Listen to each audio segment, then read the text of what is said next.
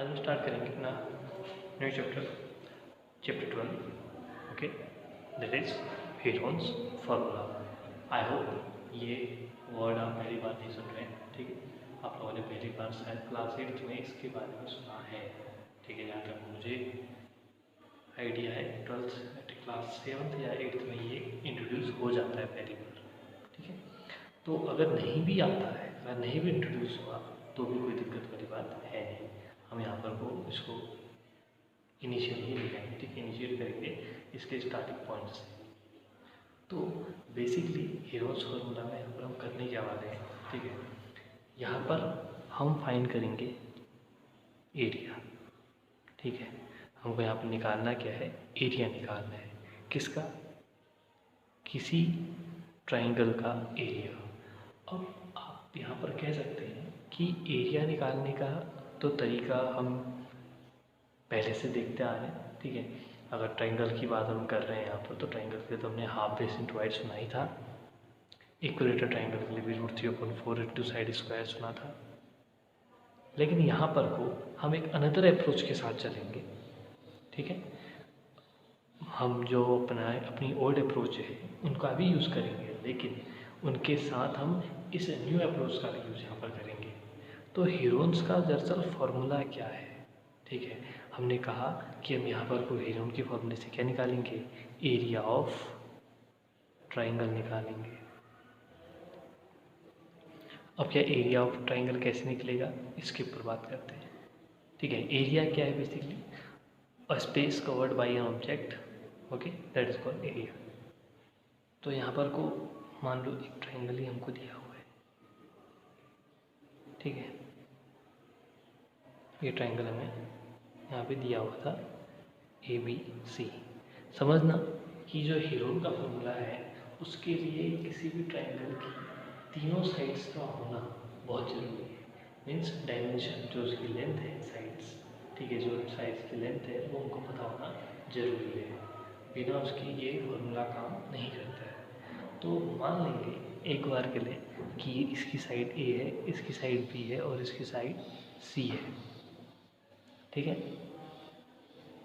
तो जो फर्स्ट जो फार्मूला है हेरोन का, ठीक है, एक ही फार्मूला है। तो वो फार्मूला क्या है कि एरिया ऑफ ट्राइंगल ABC, ये क्या होगा, ये होगा square root S minus A S minus B S minus C। अब ABC तो आप यहाँ पर समझ रहे हैं कि किसी भी ट्राइंगल की गिवन साइड्स है। Now what is S then, ठीक है। तो S यहाँ पर को है, हम कह सकते हैं हाफ ऑफ पेरीमीटर, ठीक है, हाफ ऑफ पेरीमीटर। पेरीमीटर मतलब क्या? पेरीमीटर का मतलब होता है सम ऑफ ऑल साइड्स या सम ऑफ इट्स बाउंड्री, ओके। तो इस हिसाब से हम कह सकते हैं S इक्वल टू होगा A plus B plus C/2, ठीक है। ये है S, यानी कि half of the perimeter, means A plus B plus C/2। तो पहले आप इसको निकाल लेंगे, जैसे ही आया आप एरिया ऑफ ट्राइंगल इसका यूज़ कर लेंगे। अब सिर्फ इसी फार्मूले का यूज़ नहीं करेंगे, हम ऐसा करते हैं कि जो दो हमारे मेन फार्मूले होते हैं किसी भी ट्राइंगल का एरिया निकालने के लिए, उसको भी यहाँ पर लिख के रख देते हैं, ताकि हो सकता है कि कहीं पर कोई ऐसे क्वेश्चन आए जहाँ पर उनकी उसका फ़ायदा भी हमको हो या फिर उस अप्रोच के साथ भी चलना पड़े या दोनों का कॉम्बिनेशन हो, ठीक है, ऐसा भी हो सकता है। तो एरिया ऑफ ट्राइंगल बेसिकली होता क्या है, हाफ बेस इंटू हाइट। अब यहाँ पर को भी देखो आप, बेस और हाइट ही पता है हमको, जो अनदर साइड होगी उसके बारे में हमको नहीं पता, ठीक है। तो हमने क्या यूज़ किया, हाफ बेस इंटू हाइट। अगर हमको एक और साइड पता है, तीनों साइड्स पता हैं, तो हम इसका यूज़ कर सकते हैं। और अगर बात करें area of equilateral triangle,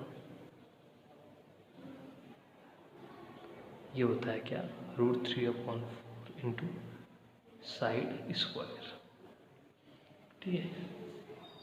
area of equilateral triangle equal to √3/4 side square. तो यहाँ पर की बात समझ में आ गई। बेसिकली इस पूरे चैप्टर में इस एक फॉर्मूले के अलावा आपके पास कोई और फॉर्मूला यूज़ नहीं होने वाला। हाँ, हो सकता है कि किन्हीं क्वेश्चंस में इसका भी यूज़ हो जाए या फिर इसका भी यूज़ हो जाए। बेसिकली होगा तो इन दोनों का साथ हो सकता है। ठीक है, इन दोनों का साथ होने की पॉसिबिलिटी ज़्यादा है।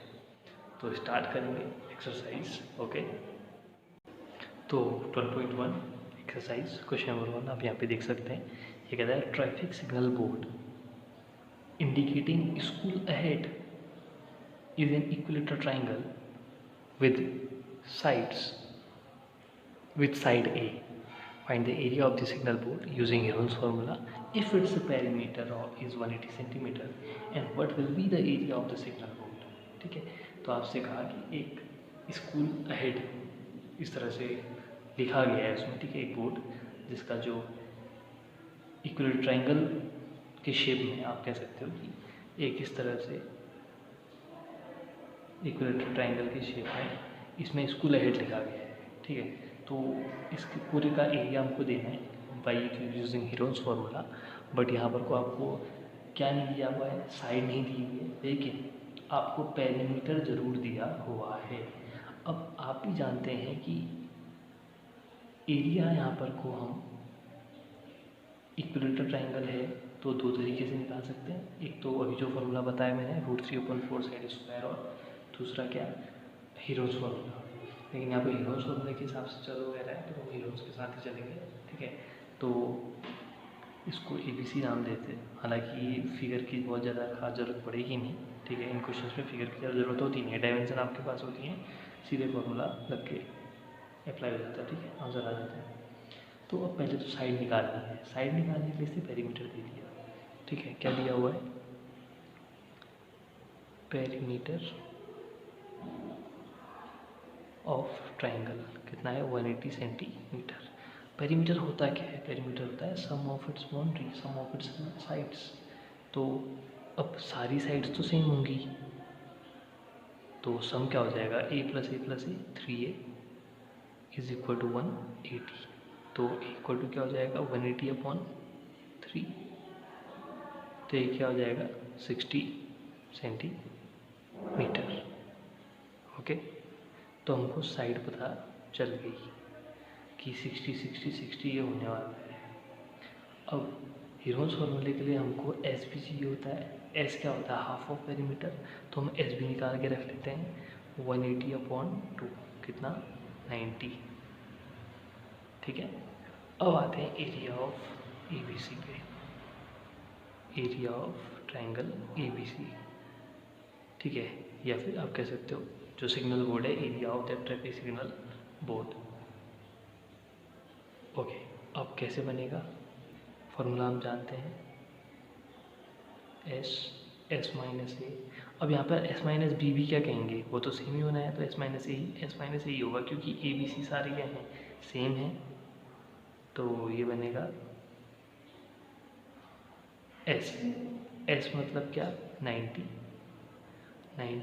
- 60 अगेन 90 - 60 अगेन 90 - 60।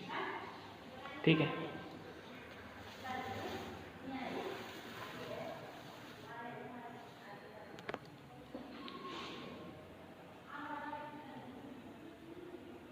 ओके। नाउ 90 - 60 कितना, 30 और 30, 3 30 हमको यहाँ पर मिल गए स्क्वायर रूट के अंदर।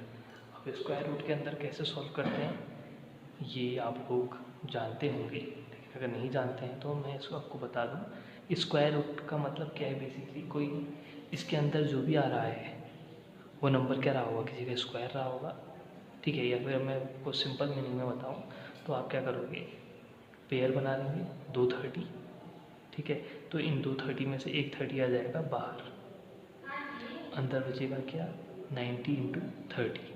तो एक काम कर रहे हैं, इस 90 को लिख रहे हैं 3 × 30, और एक 30 हमारे पास ऑलरेडी है। तो इन 2 30 में से भी एक 30 आ जाएगा बाहर, तो 30 × 30 √3 3 हो जाएगा 900√3 सेंटीमीटर स्क्वायर। तो ये होगा हमारा उस ट्रैफिक सिग्नल बोर्ड का एरिया 900√3 सेंटीमीटर स्क्वायर। ठीक है, तो इसको आप चाहो तो ये भी लिख सकते हो, ठीक है, कि एरिया ऑफ इस ट्रायंगल ABC का, ठीक है, जिसमें लिखा हुआ है, आप चाहो तो आप ऐसा भी कर सकते हो √3/4 साइड स्क्वायर यानी कि A स्क्वायर। तो क्या होगा √3/4 ए कितना आएगा 60, तो 60 × 60, ठीक है, तो कितना हो जाएगा 15 6 90 900√3। ऐसे भी आप कर सकते हैं इसको, लेकिन यहाँ पर बाई यूजिंग हेरोन्स फॉर्मूला कहा था तो हम उसके साथ नहीं चलेंगे। ठीक है, एक तरह से और आप इसको कह सकते हैं। ठीक है, बढ़ते हैं नेक्स्ट क्वेश्चन की ओर। क्वेश्चन नंबर 2 आप यहाँ पे देख सकते हैं। ये कहता है the triangular side walls of a flyover have been used for advertisement. जो ट्रायंगुलर साइड वॉल्स हैं ये क्या है, ये एडवर्टाइजमेंट के लिए यूज़ की जाती हैं। The sides of the walls are 122, 120 and 22। Okay, the advertisement yield an earning of ₹5,000 per metre square per year. तो अगर एक साल के लिए, ठीक है, 1 मीटर स्क्वायर में आप यूज़ करते हैं तो 5,000 रुपीज़ लगते हैं। A company hired one of its walls for 3 month. एक वॉल का यूज़ किया गया है लेकिन 3 मंथ के लिए यूज़ किया गया है। How much rent did it पे? तो 5,000 पर मीटर स्क्वायर पर है। देखो इस बात को तो हम बाद में समझेंगे, पहले तो ये हम समझते हैं कि ये ट्रायंगुलर शेप में जो वॉल है इसको यूज़ किया जा रहा है एडवर्टाइजमेंट के लिए। इसका मतलब है कि इस पूरे वॉल का यूज़ होगा, तो इसका मतलब इस पूरे वॉल में कुछ एडवर्टाइज पेश किया जाएगा। ठीक है, तो इसका मतलब पहली बात तो ये है कि हमको इसका तो एरिया निकालना पड़ेगा। जब एरिया निकलेगा उसके बाद हम बात कर पाएंगे कि कॉस्ट कितनी जाएगी 3 मंथ के लिए। ठीक है, तो ये तो बात की बातें हैं। पहले हम साइड्स जो हमको दी हैं, हमको साइड्स पता दिख गई, हमको 122, 120 और 22। पहले हम इस ट्रायंगुलर शेप का हेरोन्स के फॉर्मूले से एरिया निकालेंगे। उसके बाद फिर इस कॉस्ट के हिसाब से 3 मंथ का कितना पे करना पड़ेगा उसको देखेंगे। ओके, तो हमारे पास जो साइड है वो है 122, 22 मीटर एंड 120 मीटर। ठीक है, doesn't matter length breadth the height. ठीक है, सॉरी मीन्स कौन सा बेस है, कौन सा परपेंडिकुलर है, कौन सा हाइपोटेनियस है, उससे ज़्यादा फर्क नहीं पड़ता है। ठीक है, तो अब यहाँ पर हम हेरोन फार्मूला यूज़ करेंगे। ठीक है, तो हमारे पास सबसे पहले हम x निकालेंगे, तो 122 + 22 + 120/2। तो ऐड करने का सिंपल तरीका तो आप नॉर्मली यूनिट डिजिट को ऐड करते हुए चल सकते हो, या फिर हम ऐसा करें कि 120 इसके पास है, 122 इसके पास है, ऑब्वियस है 120 भी होगा, तो 120 120 140 और इसके पास का भी 20 अगर लेते हो तो 160। अब 2 और बचा तो 164 आप कह सकते हो। ठीक है, इस तरह से भी आप इसको ऐड कर सकते हो। तो हो जाएगा 2 8 जा और 2 2 जा, तो एस कितना आया 82।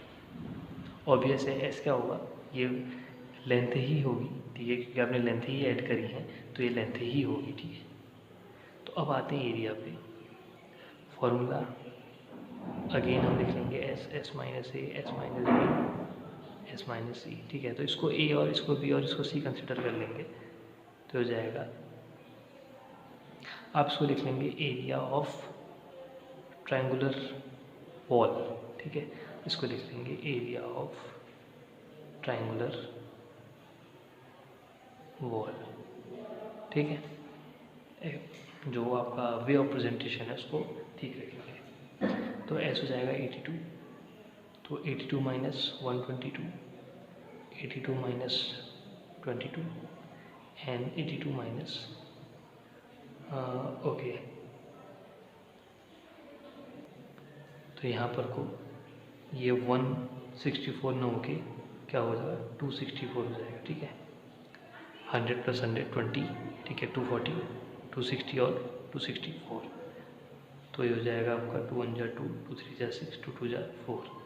देखो गलती का पता इसलिए चल जाता है क्योंकि यहाँ पर कोई बड़ा साइन, बड़ा नंबर, इसका नेगेटिव टर्म आ रहा है, तो इससे आप ये बात समझ सकते हो कि गलती कहाँ पर हो गई। ठीक है, 132 माइनस 122, 132 माइनस 22 एंड 132 माइनस 120। ठीक है, तो ये हो जाएगा 132 माइनस 22, 0 1। ठीक है, यहाँ 0 110 और हेयर 12। तो ऑब्वियस है पेयर बना के बाहर लाना है, तो थोड़ा सा तरीका सही रखते हैं। देखो 132 अगर आप समझो तो 132 कब आता है, ये आता है 11 × 12 करके। ठीक है, और यहाँ 110 है, तो इस 10 को भी लिखेंगे, इस 10 को लिख देते हैं, चलिए। ठीक है, 110 को ऐसा करते हैं 10 × 11 लिख देते हैं, और यहाँ ही 12 है। अब आप देख सकते हैं ये पेयर बाहर, ये और भी, इसका भी 11 बाहर और इसका 10 बाहर। ठीक है, तो ये आपके पास कितना आ जाएगा, ये हो जाएगा 11 × 12 कितना 132, तो 1320 कितना मीटर स्क्वायर, मीन्स इतना तो एरिया उस ट्रायंगुलर वॉल का है जिसमें एडवर्टाइजमेंट करना है। अब समझते हैं कि अगर 3 मंथ के लिए उसको एडवर्टाइजमेंट दिखाना है तो कितना उसका कॉस्ट आएगा, कितना रेंट आएगा। ठीक है, तो समझना 1 ईयर, अगर 1 ईयर की अब मैं बात करूं तो 5000 रुपीज़ लगते हैं। ठीक है, 1000 1 ईयर की बात करूं तो 5000 रुपीज़ लगते हैं पर मीटर स्क्वायर। ठीक है, ₹5000 पर मीटर स्क्वायर। तो इसका मतलब 1 ईयर का मतलब कितना, 12 मंथ, 12 मंथ कितने हो जाएंगे 5000 रुपीज़ पर मीटर स्क्वायर। 12 मंथ का मतलब एक मंथ के लिए कितने लगेंगे 5000/12। ठीक है, तो कितना हो जाएगा, यहाँ से इसको सॉल्व करेंगे तो 3 मंथ के कितने हो जाएंगे, 3 मंथ के लिए तो हो जाएगा 5000/12 × 3। ठीक है, तो जाएगा 3 4 जा 12। ठीक है, तो इसको यहीं पर को सॉल्व कर लेते हैं नेक्स्ट पेज में जाने के, तो ये हो जाएगा 5000/4 रुपीज़ पर मीटर स्क्वायर। समझ लो कि 3 मंथ के लिए 1 मीटर स्क्वायर के लिए आपके 5000/4 रुपीज़ लगते हैं, लेकिन आपने कितने मीटर स्क्वायर लगाना है, आपने 1320 लगाना है। तो अब जो फाइनल कॉस्ट हो जाएगी ये हो जाएगी 500/4 × 1320। ठीक है, तो इसको डिवाइड कर लेते हैं, ये हो जाएगा आपका 4 3 जा 12, 3 - 2 1, 1 और 2 12, 4 3 जा 12 0। तो यहाँ 0 0 0 0 4 0 मैंने इसको ऐसे कॉपी कर दिया। 5 3 जा 15 का 5 कैरी 1, 5 3 जा 15, 15 + 1 16। ओके, कितनी कॉस्ट आ गई 165,000, यानी कि आप यहाँ पर को काउंट कर सकते हैं। तो कितना आ गया है 16,50,000। ओके, तो इतनी कॉस्ट उसकी हो जाएगी। तो यहाँ पर उसको समझना थोड़ा सा क्वेश्चन थोड़ा सा अलग था। ठीक है, यहाँ पर का मेन आपने समझना है, क्योंकि एरिया तो आप निकाल ही लेंगे। ठीक है, मेन समझना है आपको ये क्या किया। ठीक है, मैंने सिंपली आपको समझाने की कोशिश करी है कि 1 ईयर में 5000 रुपीज़ लग रहे थे 1 मीटर स्क्वायर के लिए। तो 1 ईयर का मतलब 12 मंथ, 12 मंथ में 5000 रुपीज़ लग रहे हैं पर मीटर स्क्वायर में। तो 1 मंथ में कितने लगेंगे 5000/12 पर मीटर स्क्वायर। तो 3 मंथ में कितने लगेंगे 5000/12 × 3 3 4 जाए तो 5000/4 मीटर स्क्वायर। मतलब 1 मीटर स्क्वायर में अगर आप 3 मंथ के लिए रखते हो तो आपको इतने पैसे देने पड़ते हैं, लेकिन आप तो इतना मीटर स्क्वायर रख रहे हो, ठीक है, इतना यूज़ कर रहे हो, तो आपको 5000/4 × 1320। ठीक है, तो कितना रेस्ट हो जाएगा आपका 16,50,000 रुपीज़। ओके, तो इस तरह से क्वेश्चन बनेगा। ओके स्टूडेंट्स, बाकी क्वेश्चन हम नेक्स्ट वीडियो में देखेंगे।